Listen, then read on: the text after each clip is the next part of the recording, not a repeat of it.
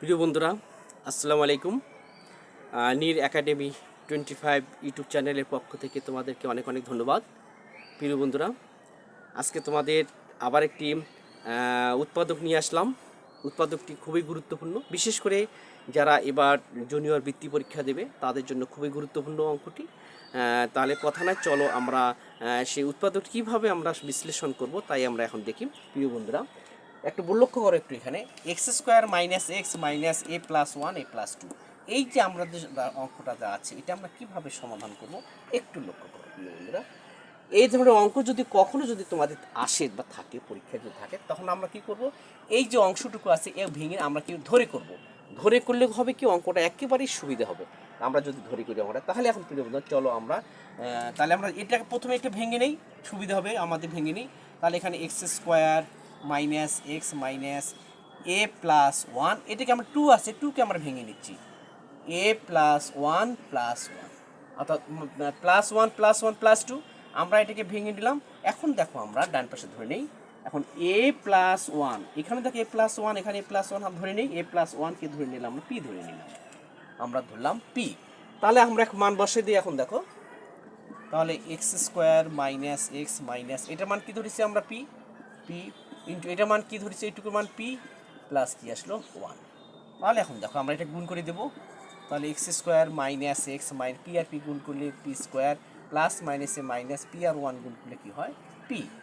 প্রিয় বন্ধুরা, এখন লক্ষ্য করো, আমরা এই যে এটা P minus P square x square একদিক করে নেবো, মাইনাস এক্স আর মাইনাস পি আমরা এক সাইডে আমরা করে নেব। তাহলে X square minus P square minus X minus কি আসলে এখানে পি। এখন এই অংশটুকু আমাদের সূত্রে ফেলাবো, এ স্কোয়ার মাইনাস বি স্কোয়ারের সূত্রে আমরা ফেলাই দেবো। তাহলে এটা সূত্রে ফেলে এ স্কোয়ার বি সূত্র আমাদের নিশ্চয়ই জানা আছে, x plus P x minus P minus. এখন এই অংশটুকু থেকে দেখো কোনো কিছু কমন যাচ্ছে, কিন্তু না গেলে ওয়ান কিন্তু আমাদের কমন যায়। আমরা এখান থেকে কি নেব, ওয়ান আমরা কমন নিই, ওয়ান কমন নিলাম। তাহলে এখানে এক্স মাইনাস আর মাইনাস গুণ করে কি আসলে এখানে প্লাস কি আসলে এখানে পি। তাহলে x plus P R x plus P আছে আমাদের, এই রাশির মধ্যে দুইটা পদ আছে, একটা পদ একটা পদ। এখান থেকে আমরা এক্স প্লাস পি, এখান থেকে দেখো আমরা এক্স প্লাস পি আমরা কি নেব, কমন নেব।